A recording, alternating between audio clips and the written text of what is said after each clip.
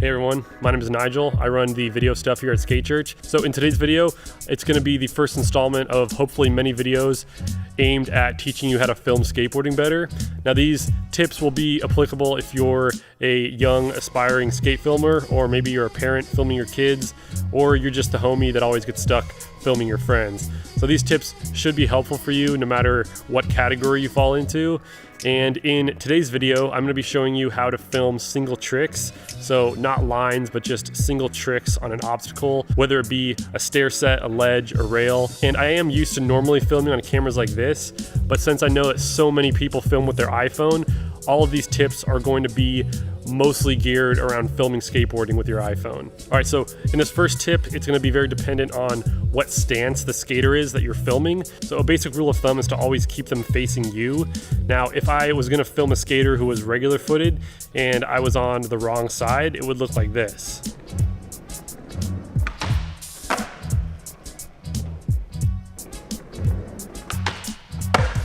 And as you can see, his back was facing me and it just didn't look as good. Now, if I just went to the other side and then filmed him again,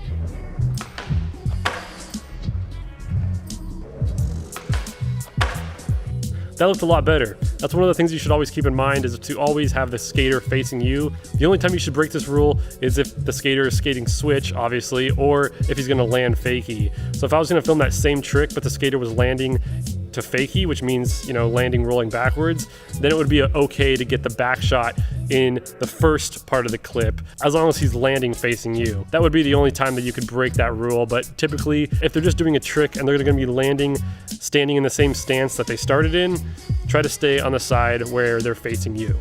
So tip number 2 is all gonna be about making obstacles look bigger than they are. It's really discouraging when, a skater is, really trying a trick and then he looks back at the footage and it looks a lot less cool than he thought. And that is mainly because a lot of people will just film standing up like this and not really put a lot of effort into getting a better angle. And typically, if you want to make something look bigger, you got to get lower. So if you're standing up, that's going to make the obstacle look smaller, and that's not what you want. You want to get lower to the ground and then point your camera up, and that's automatically going to make the obstacle that he's skating look a lot bigger, and it's going to make the trick look a lot better. So keep that in mind. If you're filming like on a stair set, try to get low, and again, stay on the side where he's facing you.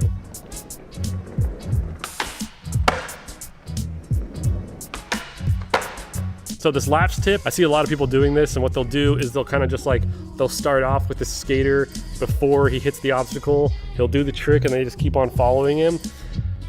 There's nothing really that wrong with that, but what it kind of can do is make the entire scene seem a lot slower than it actually was. If you want to make the trick look faster, it's a good idea to use the rule of thirds. So basically what the rule of thirds is, as far as skateboarding is concerned, you want to start the skater on the left side of the screen if he's going left to right, or the right side of the screen if he's going right to left. And make sure that the climax of the trick is usually in the middle of the frame, and then he actually leaves out of the right side of the frame, or on the left side of the frame if you're filming right to left. And that's really the most crucial part, is to just make sure that they exit frame at some point.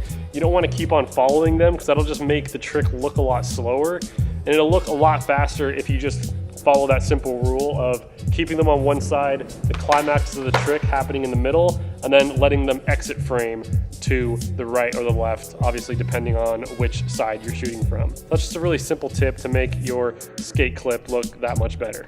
So that was my 3 tips on how to film single tricks on your iPhone.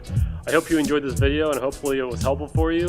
If you want to see more skate filming tutorials, be sure to subscribe to Skate Church PDX. I'll be doing a lot more on filming lines, filming transition tricks, all that stuff. So thank you so much for watching, and until next time, I will see you all later.